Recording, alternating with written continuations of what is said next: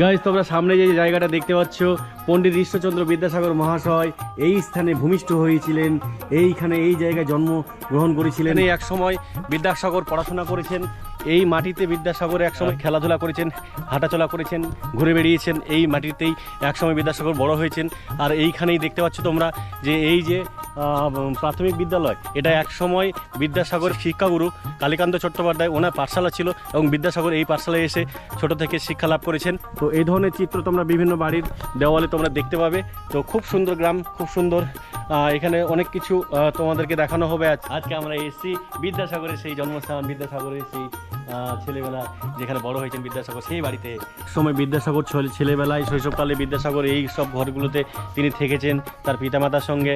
এই ঘরে তিনি বড় হয়েছেন, এই ঘরে তিনি হয়তো ঘুমিয়েছেন এক সময়। কলকাতা সংস্কৃত কলেজে 12 বছর 5 মাস লেখাপড়া করার পর যতজন ওই বিভাগের শিক্ষক ছিলেন সকলের সই করে এই সার্টিফিকেটটা দিয়েছিলেন। আচ্ছা, এগুলি বিদ্যাসাগরের হ্যান্ড রাইটিং, চিঠিপত্রের কপি।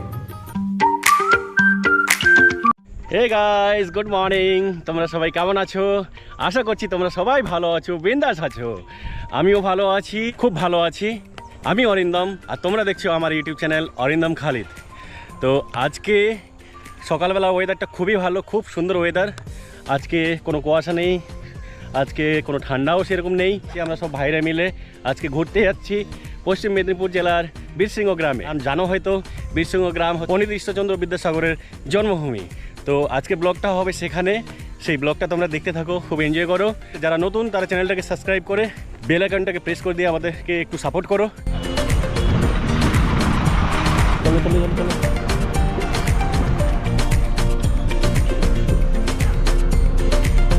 আমরা ওইদিকে বসে আছি ওই সাইডটাতে, আমি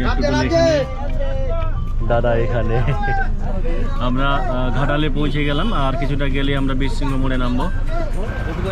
গোপীগঞ্জ বাস স্ট্যান্ড তো ঘাটালেই তো সেটা, ঘাটাল টাউনে গোপীগঞ্জ বাস স্ট্যান্ড। এই যে বাসে, এই বাসে সুন্দরনগর থেকে এসেছিলাম, আর এই বাসে করে আমরা বীরসিংহ মোড়ে গিয়ে নামবো। বাস ছেড়ে দিচ্ছে, চলো চলো চলো চলো চলো।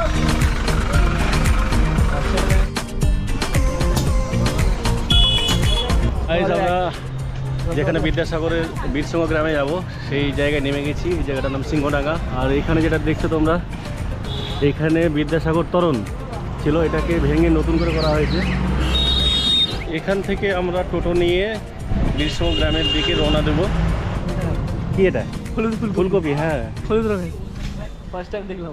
ফার্স্ট টাইম হলুদ রঙের ফুলকপি দেখলে?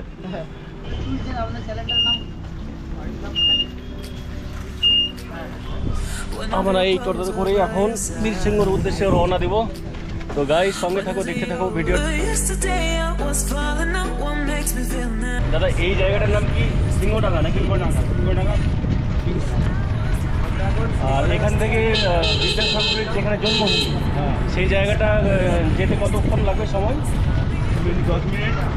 10 মিনিট লাগবে। 10 মিনিট লাগবে।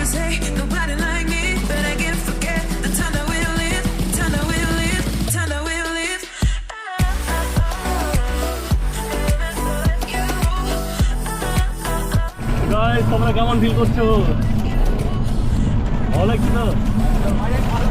আপনার বাড়ি কোথায়? এই বীরসিংহতেই? কাঁচিয়ায় বাড়ি। কাঁচিয়ায় মানে বিদ্যাসাগরের যে গ্রামে বাড়ি ছিল তার পাশের গ্রামে আপনার গ্রামে আমার বাড়ি। আচ্ছা, 2.5 কিলোমিটারের মধ্যে বাড়ি।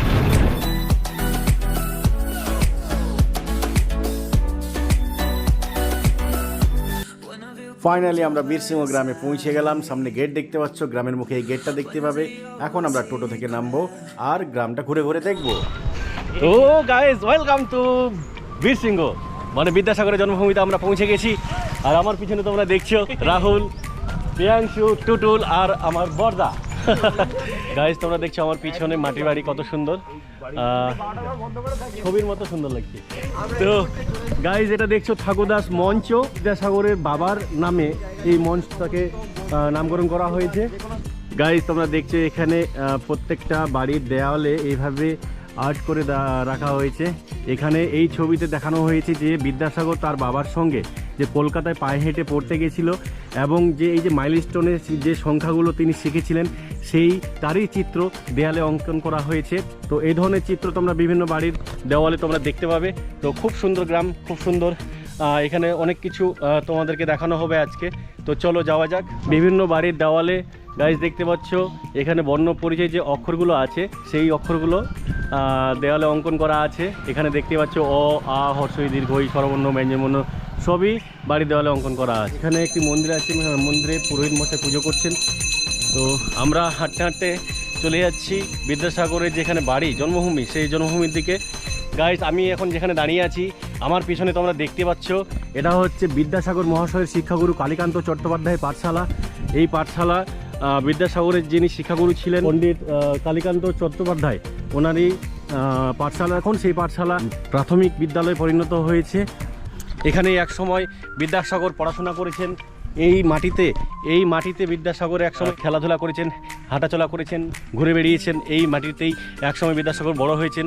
আর এইখানেই দেখতে পাচ্ছ তোমরা যে এই যে প্রাথমিক বিদ্যালয়, এটা এক সময় বিদ্যাসাগর শিক্ষাগুরু কালীকান্ত চট্টোপাধ্যায় ওনার পাঠশালা ছিল এবং বিদ্যাসাগর এই পাঠশালায় এসে ছোট থেকে শিক্ষা লাভ করেছেন। গাইস, সামনের দিকে আরেকটু কিছুটা এগিয়ে গেলেই তোমরা দেখতে পাবে বিদ্যাসাগরের জন্মভূমি, যেখানে বিদ্যাসাগরের জন্ম হয়েছিল, যেখানে বিদ্যাসাগর ছোট থেকে বড় হয়েছে, বাল্যকালটা যে জায়গায় যে বাড়িতে কেটেছে তার সেই বাড়িটা আমরা চলে এসেছি। ওদিকে রাহুল, প্রিয়াংশু, টুটুল ওরা আগেই চলে গেছে, আর আমি আর দাদা একসঙ্গে আসছি। দাদা আমার পেছনে আছে। আর এখানে তোমরা দেখতে পাচ্ছ গাইজ, এখানে দেওয়ালে বিভিন্ন রকম চিত্র এখানে তুলে ধরা হয়েছে। যে বিদ্যাসাগরের বাড়ির অপোজিটেই এক দেওয়ালে এখানে যে চিত্রগুলো অঙ্কন করা আছে তোমাদেরকে দেখাই। এখানে দেওয়া আছে যে এই ছবিতে তোমরা দেখতে পাচ্ছ কারমাটারে বসবাসকালে বিদ্যাসাগর মহাশয় সকালে যে ভুট্টাগুলো সাঁওতালদের কাছে কিনে রেখেছিলেন, সন্ধ্যায় সেই ভুট্টাগুলোই তাদেরকে খাওয়ার জন্য দিচ্ছেন। সেই চিত্রে স্পষ্ট ফুটে উঠেছে। এখানে দেখা যাচ্ছে যে বিদ্যাসাগর মহাশয় এখানে ভুট্টাগুলো সাঁওতালদের কাছ থেকে কিনেছিলেন এবং সেই ভুট্টা সন্ধ্যাকালে তাদের মধ্যে বিতরণ করে দিচ্ছেন। বিদ্যাসাগর মহাশয় কলেরা রোগীকে চিকিৎসার জন্য সযত্নে তুলে নিয়ে যাচ্ছেন। কীভাবে বিদ্যাসাগর আমলে যখন কলেরা হয়েছিল তখন বিদ্যাসাগর এভাবেই কোলে করে অসুস্থ কলেরা রোগীদের কোলে করে নিয়ে সেবার জন্য নিয়ে যাচ্ছিলেন, তারই ছবি এখানে অঙ্কন করা হয়েছে। এই ধরনের বহু রকম চিত্র এখানে তুলে ধরা হয়েছে। গাইস, তোমরা আমার পাশে দেখতে পাচ্ছ এটাই হচ্ছে বিদ্যাসাগরের জন্মভূমি, এটাই হচ্ছে বিদ্যাসাগরের বাড়ি, সেই ঐতিহাসিক বাড়ি যেখানে বিদ্যাসাগরের জন্ম হয়েছিল, যেখানে বিদ্যাসাগর ছোট বাল্যকাল কেটেছে।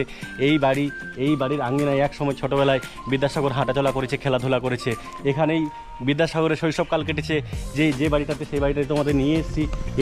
এই দেখো বন্ধুরা, এটাই হচ্ছে বিদ্যাসাগরের জন্মভূমি, বিদ্যাসাগরের বাড়ি, সেই ঐতিহাসিক বাড়ি যেখানে ভারতবর্ষের বিভিন্ন এরিয়া থেকে, বিভিন্ন দূর দূরান্ত থেকে মানুষরা দেখতে আসছে। মাত্র 14 বছর বয়সে ক্ষীরপাই নিবাসী। গাইস, তোমাদেরকে একটু আগে বলেছিলাম যে বাসে আমরা ঘাটাল হয়ে এসেছি, সেই বাসটা ক্ষীরপাই যেত। তো আমরা যেখানে নেমে গেলাম তারপরে 2-1 স্টপেজ পরেই হচ্ছে ক্ষীরপাই। এখানে বিদ্যাসাগর মহাশয়ের যে বিয়ের একটা চিত্র এখানে তুলে ধরা হয়েছে। এখানে মাত্র 14 বছর বয়সে ক্ষীরপাই নিবাসী সত্যঘ্ন ভট্টাচার্য মহাশয়ের কন্যা দিনময়ী দেবীর সাথে বিবাহ তার হচ্ছিল, তারই এক চিত্র। এখানে 1834 সালে সেই বিবাহটা অনুষ্ঠিত হয়েছিল। এখানে বিদ্যাসাগর মহাশয় তার বিয়ের যে চিত্রটা এখানে দেখতে পাচ্ছ, পণ্ডিত মহাশয় তার বিয়ে পড়াচ্ছেন। আমরা যে ছোটোবেলায় যে বর্ণ পরিচয় পড়েছি, যে বর্ণ পরিচয়ের মাধ্যমে যে আমরা অক্ষর জ্ঞান লাভ করেছি, সেই বর্ণ পরিচয়ে উনি পালকিতে যেতে যেতে লিখতেন, তারই এক চিত্র এখানে তুলে ধরা হয়েছে।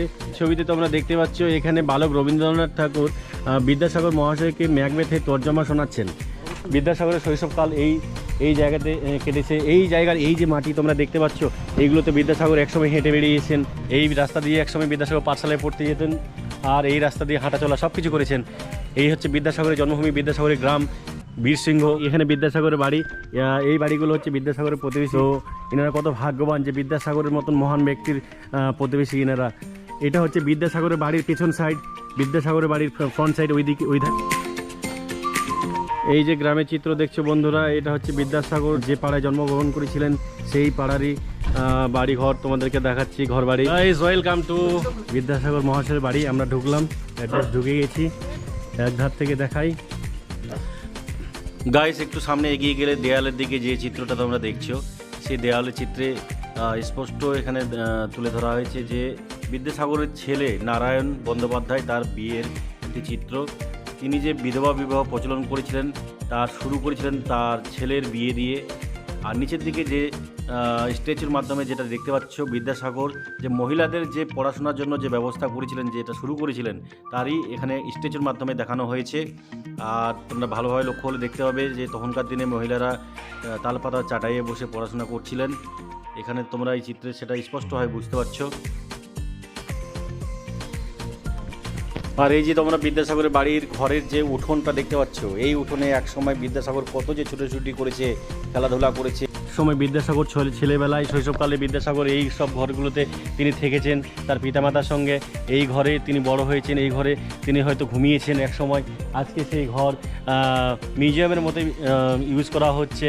আজকে সেই ঘর একই ডিজাইনই রয়েছে, শুধু মাটির পরিবর্তে কংক্রিটের ঘর হয়েছে। সংস্কৃত কলেজে পড়াশোনা করেছিলেন 1829 থেকে 1841 সাল পর্যন্ত। এরকম বিভিন্ন সীতার বনবাস যে রচনা করেছিলেন 1860 সালে, সেটাও এখানে দেওয়া আছে। ভ্রান্তিবিলাস 1869 সালে। ওনার জন্ম এবং মৃত্যু সব কিছুই এখানে সালগুলো এখানে উল্লেখ করা আছে ফলকের মাধ্যমে। গাইজ, তোমরা সামনে যে জায়গাটা দেখতে পাচ্ছ, পণ্ডিত ঈশ্বরচন্দ্র বিদ্যাসাগর মহাশয় এই স্থানে ভূমিষ্ঠ হয়েছিলেন, এইখানে এই জায়গায় জন্মগ্রহণ করেছিলেন।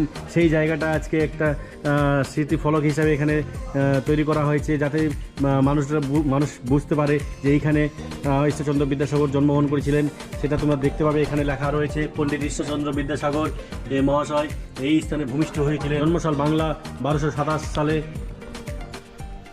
তো গাইস, আমরা সেই ঐতিহাসিক জায়গায় বিদ্যাসাগরের জন্মভূমি, বিদ্যাসাগর যে বাড়িতে জন্মগ্রহণ করেছিলেন, যে বাড়িতে বিদ্যাসাগর খেলাধুলা করেছেন, শৈশবকাল কাটিয়েছেন, সেই বাড়িতে এখন আমরা আছি। সব কিছু ভিডিওর মাধ্যমে দেখাবো। ভিডিওটা স্কিপ না করে দেখতে থাকো, লাইক করো, কমেন্ট করো, বেশি বেশি করে শেয়ার করো ভিডিওটা। আর তোমাদেরকে কেমন লাগছে কমেন্ট করে জানাও। বিদ্যাসাগর মহাশয় ব্যবহৃত পুস্তক সমূহ, এখানে যে বইগুলো তোমরা দেখতে পাচ্ছ গাইস, বিদ্যাসাগর মহাশয় এই বইগুলোই এক সময় পড়াশোনা করেছেন, এই বইগুলোই এখানে ব্যবহার করেছেন। সেই বইগুলোই এখানে এখনও সযত্নে রাখা আছে। আর সেই বইগুলো আমি তোমাদেরকে এখন দেখাচ্ছি। এই বইগুলো একসময় বিদ্যাসাগর নিজে হাতে নিয়ে পড়াশোনা করেছেন। বিদ্যাসাগরের মহাশয়ের ব্যবহৃত স্টিলের ট্রাঙ্ক।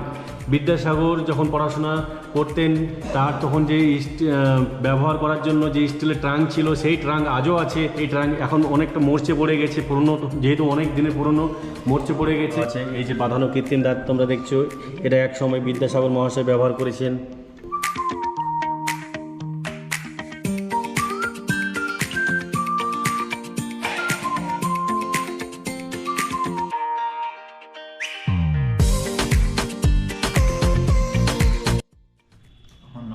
দিলীপ ব্যানার্জি। আমি এই স্মৃতি মন্দিরের তত্ত্বাবধায়ক, এটা একটা দেখভালের দায়িত্বে থাকি। আপনি নিজে দেখভাল করি। আমি একজনই কর্মী আছি, এটা দেখভাল করি। তো এটা একটা ট্রাস্ট পরিচালনা করে বিদ্যাসাগর স্মৃতি রক্ষা সমিতি। এটি প্রতি বৃহস্পতিবার এটা ছুটি থাকে, আর অন্যান্য দিন 11টা থেকে সন্ধ্যা 6টা পর্যন্ত খোলা থাকে। আর বিদ্যাসাগর মশাই এই স্থানে জন্মেছিলেন 1820 সালের 26শে সেপ্টেম্বর এখানে জন্মেছিলেন। ছোটবেলায় এইখানেই ছিলেন। তারপরে এখানে গ্রামের পাঠশালায় পড়াশোনা শেষে ওনার বাবা ওনাকে কলকাতায় নিয়ে যান, সেখানে পড়াশোনা করেন। 1841 পর্যন্ত কলকাতা সংস্কৃত কলেজে পড়াশোনা করেন। তারপরে উনি ফোর্ট উইলিয়ামে চাকরি করেন। 50 টাকা তখন বেতন হয়, ফোর্ট উইলিয়ামে চাকরি করেন। তখন ওনার বাবা যে কলকাতার একটা কাঁসা পিতলের দোকানের কাজ করতেন, বাবাকে বললেন বাড়িতে চলে যান, হ্যাঁ, আপনি যে এখানে পারিশ্রমিক যেটা পেতেন সেটা প্রতি মাসে মাসে আমি আপনার ওখানে পাঠিয়ে দেব দেশে, আর আপনি দেশের বাড়িটা দেখাশোনা করবেন। তো ঠাকুরদাস বন্দ্যোপাধ্যায় এখানে চলে আসলেন। তারপরে বিদ্যাসাগর মশাই ওই সংস্কৃত কলেজের পড়াশোনা শেষ করে ওই 1841 কলকাতা ফোর্ট উইলিয়াম কলেজে চাকরি করলেন। কিছুদিন 5 বছর মতো চাকরি করার পর উনি আবার সংস্কৃত কলেজে শেষদারের চাকরি করলেন। তারপরে প্রফেসর প্রথমে, তারপরে প্রিন্সিপাল পর্যন্ত হয়েছিলেন ওই সংস্কৃত কলেজে। এছাড়াও বিদ্যাসাগর মশাইয়ের কলকাতায় একটি প্রেস ছিল, বিদ্যাসাগর মশাইয়ের প্রেস থেকেও ভালো ইনকাম হতো। বিদ্যাসাগর মশাই বই লিখেও প্রচুর ইনকাম করতেন, তাই দুস্থ মানুষদের উনি অর্থ বিতরণ করতেন। বিদ্যাসাগর মশাই এখনও 200 বছর পার হয়ে গেছে বিদ্যাসাগর মশাই জীবনে, এখনও এত মানুষ আসছে কেন? তিনি ওই 71 বছর বেঁচেছিলেন। এই বয়সের মধ্যে যে কাজগুলি করে গেছেন সেগুলি স্মরণীয়, তাই বহু মানুষ এখন জন্মভূমিটা দর্শন করার জন্য, বিশেষ করে বাঙালি তার প্রথম বর্ণ পরিচয়টা পড়ে প্রাথমিক শিক্ষা আরম্ভ।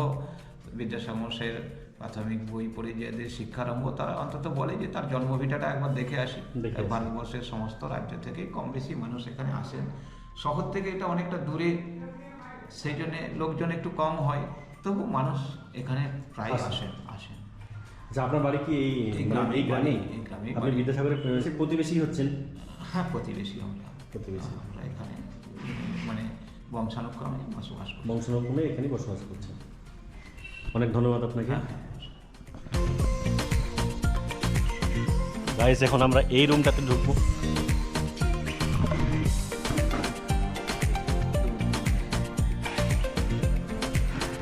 এখানে গাইস তোমরা দেখতে পাচ্ছ বালক বিদ্যাসাগর তার মায়ের কোলে এখানে বসে আছেন।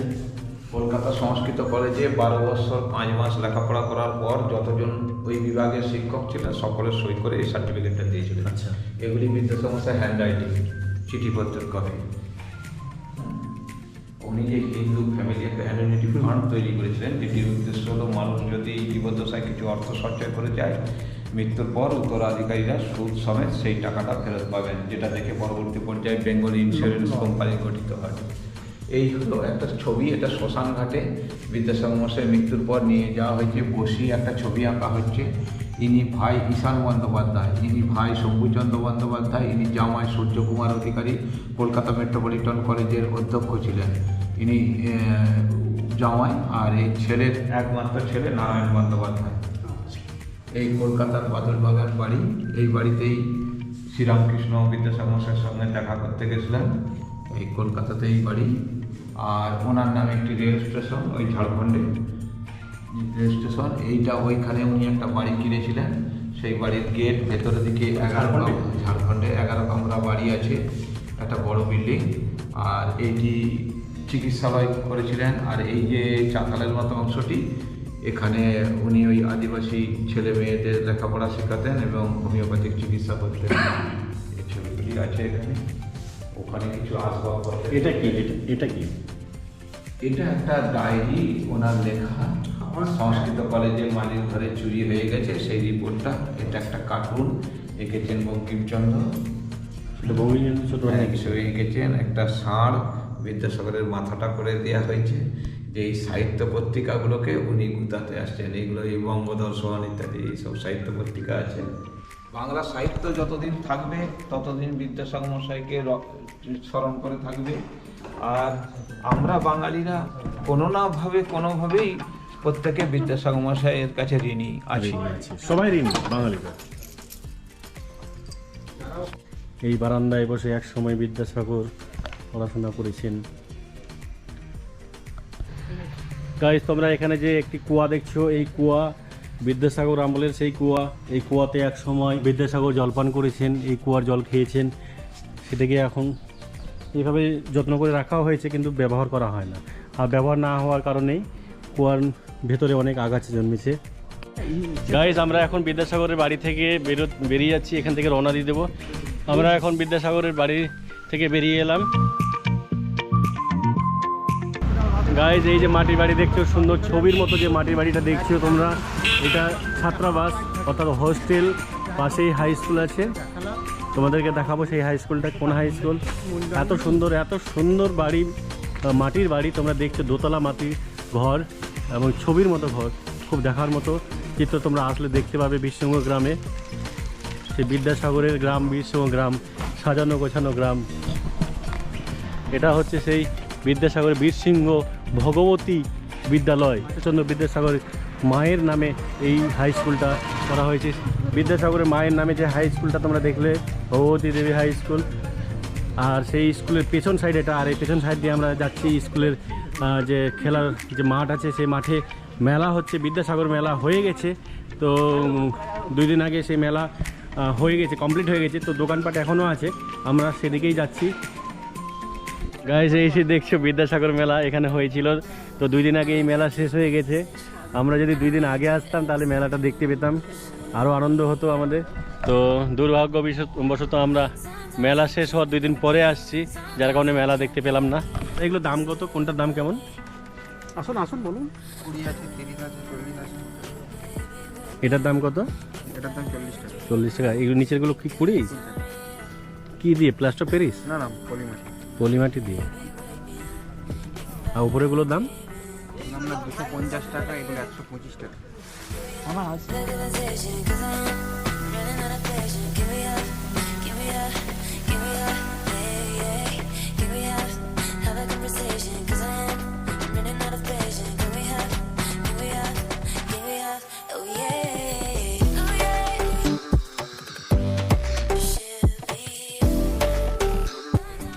এখনও অনেক দোকান খোলা রয়েছে, আর সামনের দিকে আমরা যেটা দেখলাম সেদিকে দোকান পাট অনেকটা মানে উঠে গেছে। এখনও কিছু দোকান তোমরা দেখতে পাবে।